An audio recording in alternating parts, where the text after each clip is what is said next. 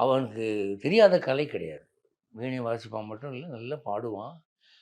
போர் தொழில் தெரியும். மாயமாய் மறைஞ்சிருவான். அந்த வித்தைகள்லாம் அவனுக்கு வரும். ஜோதிடம் தெரியும். கைரேகை பத்தி ஒரு புக் எழுதியிருக்கிறான். கைரேகைக்கு அதான் அவன் எழுதின புக்கு தான் அத்தாரிட்டி. அதே மாதிரி இந்த பில்டிங் கல்ச்சர் இருக்கு இல்லையா? அதாவது இந்த இன்ஜினியரிங் அது ரொம்ப அழகா செய்வான். இத்தனை அடி தான் ஒரு வீட்டுக்கு வந்து வாசப்படியா இருக்கணும். கிழக்க பார்த்து இருக்கணும். மேலே லாகடக்கட்டை 21 கட்டை இருக்கலாம். ஜன்னல் மேற்கு பார்த்து இருக்கக்கூடாது. இதெல்லாம் ரொம்ப கரெக்ட்டா அவன் படிச்சு வச்சிருந்தான். அவனுக்கு தெரியாத கலை ஒன்றும் இல்லை.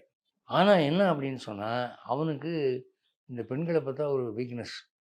ஒரு தடவ என்ன ஆச்சுன்னா, பிரம்மாவினுடைய சபையில் இருக்கக்கூடிய ஒரு நாட்டிய பெண், அவள் பேரு குஞ்சிகஸ் கலை. அவள போட்டு அமுக்கி பண்ணிவிட்டான்.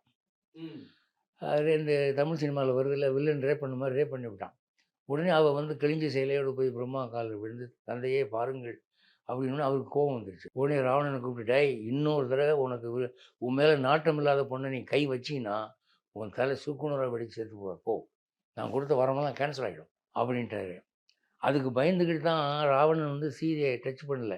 சீதைய தூக்கிட்டு வந்தானே தவிர, அவள டச் பண்ணல.